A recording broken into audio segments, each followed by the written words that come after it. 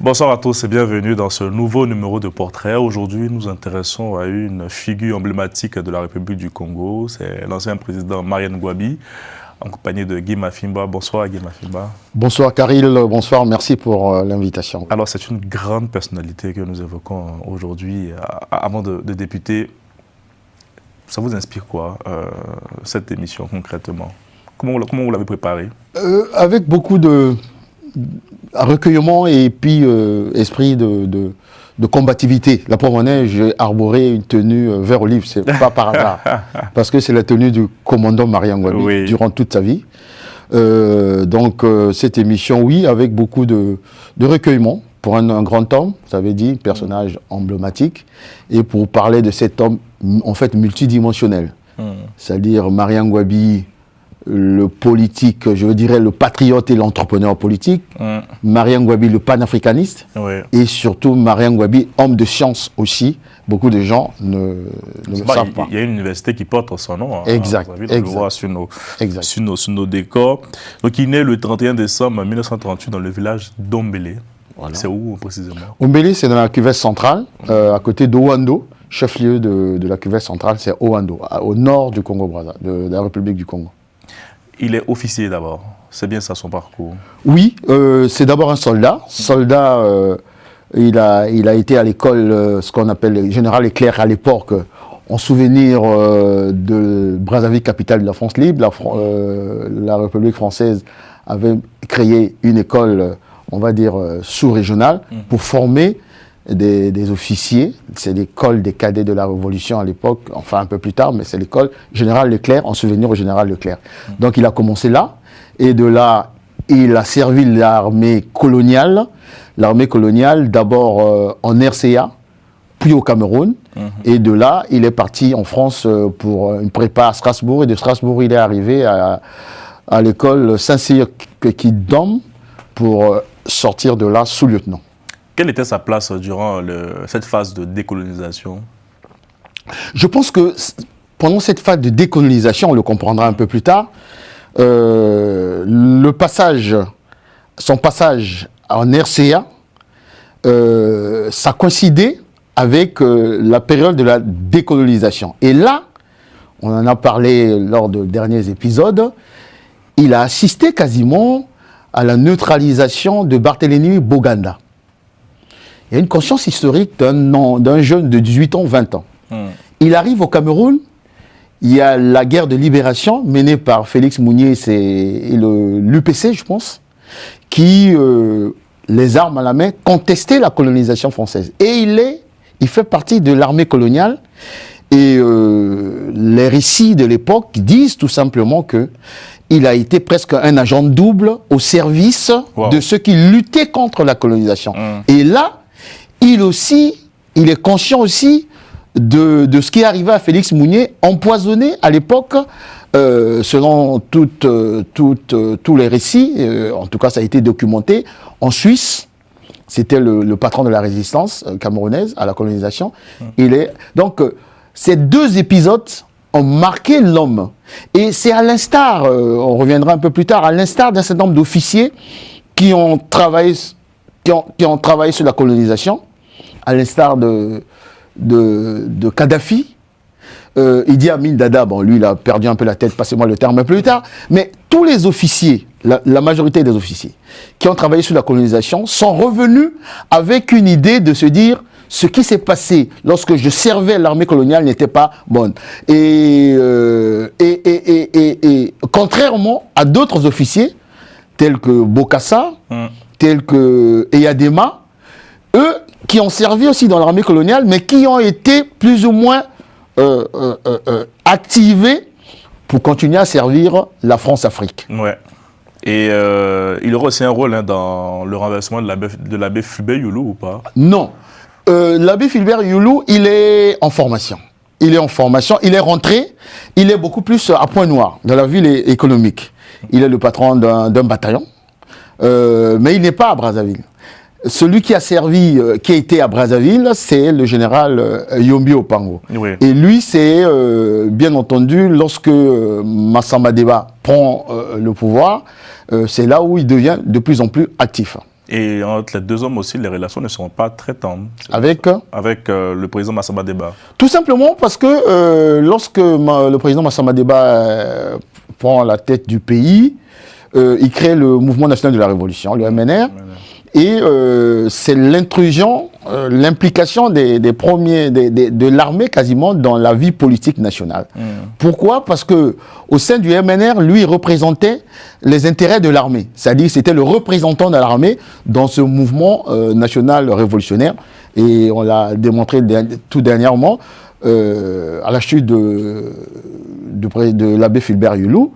Le Congo prend cette tendance d'un régime révolutionnaire, marxiste-léniniste et autres. Donc lui, il rentre dans ce mouvement national de la révolution en tant que représentant de l'armée, mais mieux, là il retrouve un certain nombre des étudiants qui sont devenus des cadres de la politique nationale qu'il a connus en France. Lorsqu'il était à Saint-Cyr, au sein de l'AEF, Association des étudiants africains, et au sein de l'AEF, beaucoup non pas l'AEF, comment on appelait ça, ça va me revenir, beaucoup d'étudiants qui étaient ici se battaient, les Alpha Condé et les autres, pour la décolonisation. Et il y avait comme des contacts entre les officiers formés à Saint-Cyr et autres, africains, et ces étudiants, et ils se sont retrouvés tous lors de la gestion de la magistrature du président Alphonse Massamba Deba. Et il est né le 31 décembre. Le 31 décembre 1968, il devient le chef de l'État, avec la création du PCT, le Parti communiste du Congo. Voilà, c'est un homme assez mystique. Tout ce qui est... et je me suis rendu compte que les Capricornes avaient quand même quelque chose d'assez spécifique. Les Capricornes, c'était généralement des leaders comme les De Gaulle et autres. Moi-même, je suis Capricorne, donc ça dit quelque chose. Oui, 31 décembre 38, il est né. Et il prend le pouvoir le 31 juillet 68. Mais il faut souligner une chose. C'est pas le 31 décembre 68 le 31 juillet. Le 31 juillet, 68. Okay. Effectivement. Et il faut souligner une chose. Le commandant Marian Ngouabi arrive aux affaires, pas parce qu'il voulait le pouvoir. En fait, il y a une contradiction dans les différents courants lors de la gestion du pouvoir du président Massamba Deba. Les courants politiques, Noumazalaï, Pascal Lissouba, la GMNR, la défense civile, qui était presque une milice, on avait dit la dernière fois. Et là, lui, en tant qu'officier formé régulièrement, il ne supportait plus les dérives de la défense civile. D'où, lorsque Massamba Deba démissionne, il était un peu comme le dénominateur commun pour différents courants politiques. Et c'est comme ça qu'il arrive à la tête du pays. Et entre-temps, il a été plus ou moins arrêté par Massamba Deba et ses amis des paracommandos, on va dire, du bataillon paracommando, sont venus le sortir de prison. Donc, il y a tout un mythe qui est créé autour de lui en tant que capitaine, avec un courage assez formidable. Et là, je reviendrai un peu sur le côté anthropologique. Vous m'avez posé la question de savoir, Owando, ce sont les Koyo-Ngombe. C'est une ethnie dont l'une des particularités, c'est la bravoure. Okay. C'est des gens qui ne supportent pas l'injustice. Et vous verrez un peu des dérives, entre guillemets, des excroissances du côté de l'Afrique du Sud avec les Zoulous. Donc, à travers cette communauté ethnique, on voit la bravoure, la capacité d'eux, et puis le côté tribun. Voilà comment il arrive aux affaires, en fait. Quelle était sa conception du pouvoir, une fois qu'il arrive à la tête de l'État? Sa conception du pouvoir part déjà de ce que j'ai dit, de la traçabilité. Dans l'armée coloniale, il ne supportait pas l'injustice. Et pour lui, il s'est bâti une conscience politique, une conscience historique, après avoir servi dans l'armée coloniale. Et il est formé en France, à Saint-Cyr. Il se marie d'ailleurs avec une Française, il a eu 2 enfants. Justement. Et lorsqu'il arrive aux affaires, déjà sous Massamba Deba, il y avait déjà une conscience politique d'homme de gauche. Et donc lorsqu'il arrive aux affaires, il y a cette convergence-là. de sa traçabilité en tant que soldat et de sa conscience politique du fait que, lorsqu'il arrive aux affaires, la décolonisation n'est pas intégrale partout en Afrique. Il y a encore des pays comme, notamment en Afrique australe, au Cap-Vert, avec l'Afrique du Sud. Donc, il se forge cette conscience politique de gauche due au fait que, à l'époque, c'est l'Union soviétique qui était aux côtés des pays qui se battaient pour la décolonisation ou la lutte contre l'impérialisme français, portugais et autres. C'est vrai qu'il était accusé de tribalisme. On va y revenir un peu. Marien Ngouabi tribaliste, ça n'a aucun sens. C'est pas une affirmation gratuite. Alors, de ce qu'on a regardé avec l'équipe qu'on préparait l'émission, on dit qu'il aurait réservé des postes clés de l'armée et de l'administration à ses proches, notamment issus de la région nord du pays. C'est une affirmation gratuite et fausse. Je vais vous le démontrer. Marien Ngouabi arrive aux affaires en 68. Il a 3 coups d'État qui se succèdent. Le premier coup d'État en 69. Celui qui tente le coup d'État, c'est Bernard Kolela, qu'on verra un peu plus tard. Bernard Kolela, parce qu'il part de Kinshasa, armé par la CIA et les autres, il tente un coup d'État, on le prend. Au moment où tous ses collaborateurs de gauche, comme lui, de diverses régions, demandent la tête de Kolela, lui dit non. Je ne peux pas fusiller un homme parce qu'il a défendu ses idées. 70, Kolela est du Sud. 70, donc il pardonne Kolela. C'est le côté un peu humaniste de Marien Ngouabi. 70, deuxième coup d'État, capitaine lieutenant Kinganga, du Sud aussi. Malheureusement, ça s'est terminé dans le sang.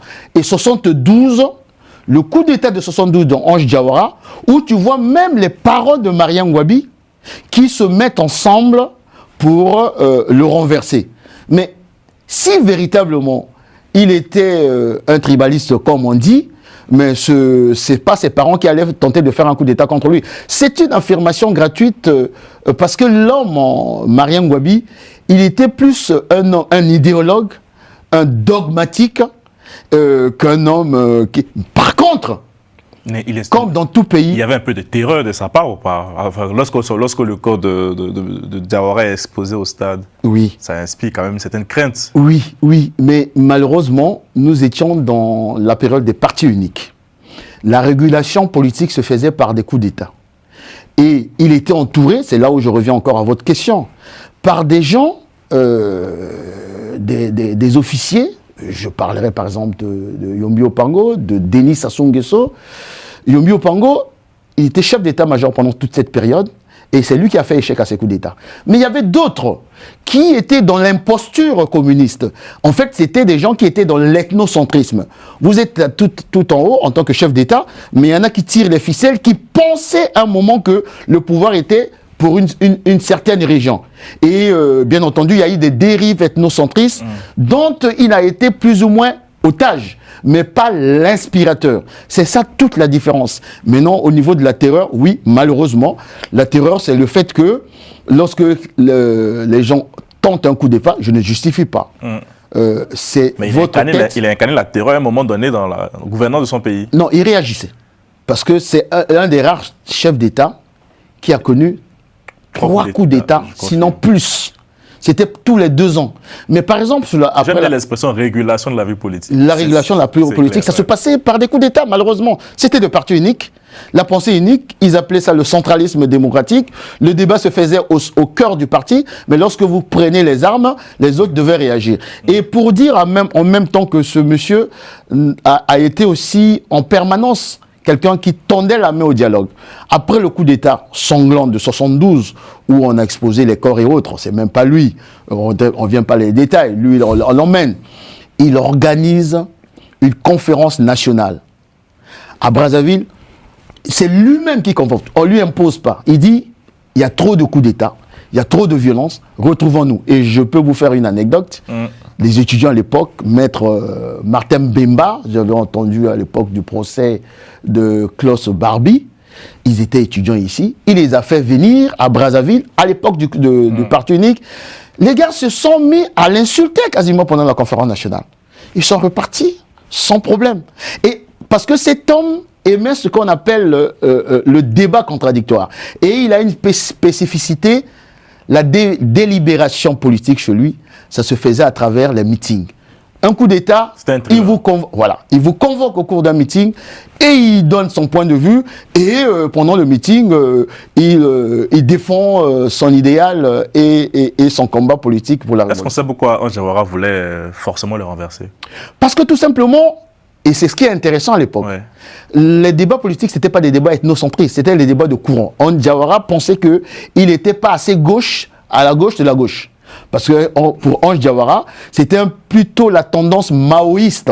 Or que Mariam Gwabi était dans une tendance beaucoup plus de non-alignement, parce que c'est Mariam Gwabi qui a renoncé au fait qu'aucune base, ni russe, ni cubaine, les Cubains sont arrivés, je crois on y reviendra, ils sont arrivés lorsque le Congo était base aérienne des mouvements d'émancipation. Mais il n'a jamais accepté d'être le valet ni de la gauche des communistes ni des Français, encore pire les Français. Le parti congolais du travail. Oui, mais dans un cadre de non-alignement. Et ça m'intéresse, aujourd'hui le parti congolais du travail, c'est le parti de la majorité présidentielle. C'était quoi la vision de ce parti à l'époque? Est-ce que toujours l'idéal est toujours au sein de ceux qui militent au sein de cette formation politique? C'est faire même une insulte à la mémoire c'est pour ça que je pose cette question. À la mémoire effectivement de Mariam Gwabi. Ça n'a plus rien à voir. Le parti congolais du travail de l'époque, dont le fondateur est le commandant Mariam Gwabi, c'est un parti qui avait un idéal. C'est-à-dire quand il disait tout pour le peuple, effectivement c'est tout pour le peuple. Aujourd'hui le parti congolais du travail, c'est tout pour Denis Sassou Nguesso, sa famille et son clan. Ça n'a rien à voir. Et en plus de cela, le parti congolais du travail à l'époque, c'était un parti avant-gardiste. Dans la pratique, dans l'action. Dans la pratique, ce monsieur est mort avec 1 million de francs CFA dans son compte en banque. Dans la pratique, Mariam Gwabi, sa femme faisait les enfants, on va dire la maternité, c'était au Congo-Brazzaville. Dans la pratique, Mariam Gwabi n'a jamais acheté à l'étranger. Dans la pratique, Mariam Gwabi, la richesse, on ne connaissait pas. Il vivait comme le Congolais moyen. Dans la pratique, Mariam Gwabi était un homme accessible. Et c'est ça qui a fait en sorte que ce monsieur puisse aujourd'hui traverser les générations et qu'il puisse continuer à marquer de son empreinte sa vie politique. Est-ce que c'est dans beaucoup d'États dont l'a fait face lointain psychologiquement? C'est ce qu'on a retrouvé aussi dans nos recherches. Certains ont semblé perdre un peu de vue cet homme brillant, stratège. Parce qu'au-delà d'être militaire, vous l'avez dit, c'est un homme de science aussi. C'est un homme de science. Dernière séquence de sa vie, il a pris l'option d'aller apprendre à l'université Mariam Gwabi. À l'université, à l'époque c'est l'université de Brazzaville, parce qu'il se passionnait pour l'énergie solaire. Et son professeur, c'est le professeur Chomambe, qui est encore en vie, et qui l'a conduit jusqu'à ce qu'il défende une thèse une DEA en énergie solaire. Et surtout, on l'appelait l'ami de la jeunesse, parce que cet homme était très accessible, il pouvait s'arrêter dans la rue, il se promenait dans sa voiture seul avec son aide de camp, il pouvait débarquer comme ça dans un quartier, les enfants sont en train d'étudier sous les lampadaires, Mariam Gwabi s'arrête, leur donne des conseils, et moi qui vous parle, j'ai cette anecdote, il nous a retrouvés dans un supermarché, il commence à nous toucher les cheveux, les enfants, est-ce que ça va et tout, jusqu'à nous acheter des petites culottes et tout. Vous voyez bien que c'était un homme du peuple, mais au sens strict du terme. Bien. Et donc, 69, 70, 72, mais 77, c'est le coup fatal. On va écouter ensemble le témoignage de son fils et je vous laisse réagir. Bon. J'estime que le venger aujourd'hui serait stupide. Pour la bonne et simple raison qu'aujourd'hui, j'ai une petite fille qui va avoir 6 ans. Et, excusez-moi, et une femme, donc j'ai besoin aussi de faire ma vie. Alors, cette personne, mon père, j'ai vu qu'il avait toute cette partie arrachée, des dents par terre, une flaque de sang. Et, excusez-moi, je pense que, pour moi, c'était par balle qu'il est mort, parce qu'il y avait des coups de feu dans la maison. Maintenant, c'est lui, il a une autre vérité, qu'il la dise, mais qu'il ne fasse pas comme si j'ai vu quelqu'un tuer mon père. Parce que c'est ce que j'ai cru entendre de cette personne-là. J'ai des... Guima Fimba. L'hommage officiel Un témoignage à la fois poignant et révoltant. Poignant parce que cet homme ne méritait pas un tel sort. Aucun homme ne peut mériter un tel sort. Sur le contexte. J'ai juste envoyé Le contexte, c'est lequel? Il faut partir du principe que dès 1975, Marien Ngouabi veut radicaliser la révolution.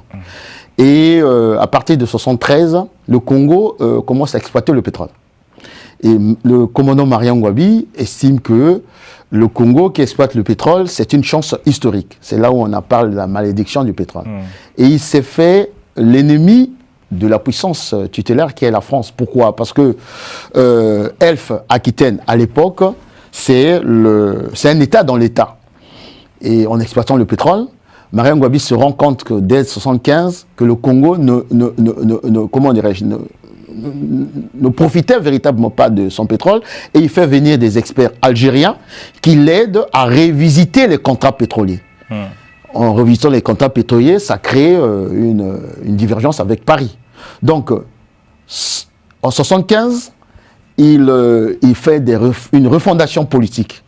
Mais en réalité, l'assassinat de Marien Ngouabi, c'est la convergence de deux intérêts. Les intérêts français qui voulaient défendre véritablement le fait que Marien Ngouabi était en train de remettre en cause, on va dire, Elf Aquitaine, parce qu'il voulait révisiter les contrats pétroliers, et les intérêts de l'intérieur, parce que Marien Ngouabi a tenu un moment à faire venir le président Massamba Deba, parce que tout simplement, il a estimé que la révolution prenait de l'eau, entre guillemets, et que Massamba Deba, qui a été un grand bâtisseur, autorité financière et autres, faire en sorte que lui devait s'occuper du parti et Massamba Deba devait s'occuper des questions économiques. Et son assassinat, c'est véritablement l'assassinat d'une victime de la France-Afrique. Les intérêts de la France, pas de la France, de Elf Aquitaine, et de la France. De la France, bien entendu, on peut le dire, et bien entendu, ceux qui étaient à l'intérieur, qui avaient eu raison de Marien Ngouabi, qui leur a fait tellement confiance. Et parmi eux, on connaît un certain nombre de ses derniers compagnons, dans le cadre de l'état-major spécial révolutionnaire. Le président Denis Sassou Nguesso, à l'époque, est le patron de l'armée de la sécurité. Donc, dans un pays sérieux, le pays était, entre guillemets, sous cloche parce qu'il y avait des informations qui tendaient à prouver qu'il devait avoir quelque chose d'assez grave. Et lui-même, 5 jours avant sa mort, dans le cadre d'un meeting, il avait quasiment été dans une posture christique en disant « Lorsque vous payez sale, il faut le laver par son sang. » Oui, c'est ça, ce pays est tellement sale que pour le laver, voilà, on pourrait même par son sang. Donc il savait pertinemment, comme Thomas Sankara, lorsqu'on venait lui dire que Compaoré peut tenter à ta vie, il dit si tente, il aura effectivement ma vie. Lui, il est un peu dans ce sens-là parce qu'il savait que son dernier carré était impliqué dans le complot avec la France-Afrique, c'est-à-dire qu'à l'époque, Valéry Giscard d'Estaing. C'est l'un des piliers du panafricanisme, Marien Ngouabi, aujourd'hui. Est-ce qu'on peut le dire avec assurance? On peut le dire avec assurance, M. Carlyle. Pourquoi? Parce que le Congo-Brazzaville, et nous avons grandi dans ça, a été la base arrière de tous les mouvements de libération nationale. D'Angola, de la Mozambique, de Namibie avec la SWAPO, du Zimbabwe, de l'ANC, du Cap-Vert avec Cabral. Et donc, Marien Ngouabi, c'est véritablement l'un des précurseurs, ce d'autant plus que Thomas Sankara, lorsqu'il a pris le pouvoir, il est venu rendre hommage à Marien Ngouabi. Donc, ce n'était pas seulement quelque chose, c'était pas un slogan. Et je vous ai dit tantôt, il était déjà agent double en Cameroun, agent double lorsqu'il est patron du bataillon à Pointe-Noire au moment du début de la guerre de libération de l'Angola. Agent double déjà aux côtés du MPLA. Donc, Mariam Ngouabi aux côtés des Nyerere, de Sam Moujoma et autres. Et c'est dommage que lorsqu'on parle des panafricanistes, on n'insiste pas sur Mariam Ngouabi. Alors que ce monsieur a été assassiné, je souligne, parce qu'il défendait les intérêts du Congo et de l'Afrique, et parce qu'il dénonçait l'impérialisme français avec la France-Afrique, d'où son assassinat. En 2 minutes, quel héritage laisse-t-il aujourd'hui à la République du Congo? Quand on va au Congo aujourd'hui, qu'est-ce qu'on retient de Mariam Ngouabi? L'héritage de Mariam Ngouabi, c'est moi qui vous parle déjà, parce que je suis arrivé en politique aussi à travers la conscience historique, la conscience politique qu'il a inculquée aux Congolais. Je peux vous dire que les Congolais, lorsqu'on parle d'un Congolais, c'est d'abord un patriote, c'est un panafricaniste, c'est grâce à Mariam Ngouabi. L'héritage qu'il a laissé au Congo, c'est le fait qu'on peut être chef de l'État et être au service de son peuple. Sous Mariam Ngouabi, on ne connaissait pas les problèmes d'eau, d'électricité, machin quoi. Non, il a servi son peuple. Servir son peuple, c'est ne pas vivre au-dessus de vivre comme un oligarque, comme on le voit un peu partout.